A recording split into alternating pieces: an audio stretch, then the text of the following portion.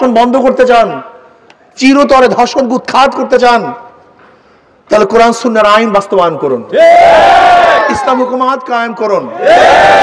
ধর্ষকদের আশ্রয় নয়, তাদেরকে বিচারের আওতায় নিয়ে আসেন। আউযু বিল্লাহি মিনাশ শাইতানির রাজিম। বিসমিল্লাহির রহমানির রহিম। ওয়াফিল কিসাস হায়াতুন ইয়া উলিল আলবাব। সাদাকাল্লাহুল আলিয়্যুল আযীম। আপনারা জানেন এখানে আমরা কেন উপস্থিত হয়েছি।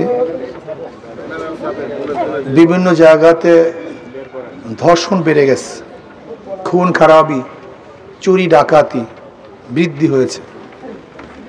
এর কারণটা কি? আমি মনে করি দুই একজন ধর্ষককে শুধু ফাঁসিতে দিলেই ধর্ষণ বন্ধ হবে না। ধর্ষণ কেন হচ্ছে এই কারণ উদ্ঘাটন করতে হবে। ধর্ষণের মূল কারণ হলো নৈতিক শিক্ষার অভাব, আল্লাহর ভয় আমাদের মধ্যে নেই, ইসলামী শিক্ষা আমাদের মধ্যে নেই। ধর্ষণের মূল কারণ হলো ধর্ষণের প্রতি উৎসাহিত করা হচ্ছে। যারা ধর্ষক তারা বিচারের আওতায় আসছে না, তাদের বিচার হচ্ছে না। ধর্ষণ করার পরও নিরাপদে হাঁটছে। জাহাঙ্গীর ইউনিভার্সিটিতে 100 ধর্ষণ করার পরে সেঞ্চুরি পালন করছে। জাহাঙ্গীর ইউনিভার্সিটিতে 100 ধর্ষণ করার পরে সেঞ্চুরি পালন করছে, অথচ সেই ধর্ষক আজও গ্রেফতার হয়নি, আজও তাকে বিচার করা যায়নি। হলগুলিতে ধর্ষণ হচ্ছে।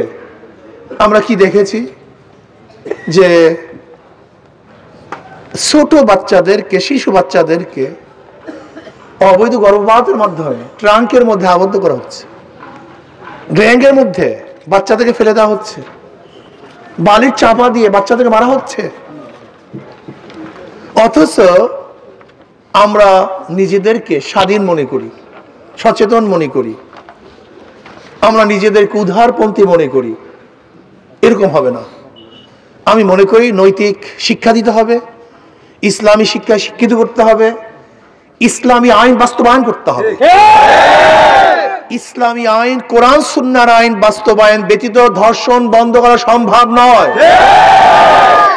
এর জন্য আমি দাবি করব, আসুন বাংলাদেশের গোটা জনগণ যদি ধর্ষণ বন্ধ করতে চান, চিরতরে ধর্ষণ উৎখাত করতে চান, তাহলে কোরআন সুন্নাহর আইন বাস্তবায়ন করুন, ইসলাম হুকুমাত কায়েম করুন।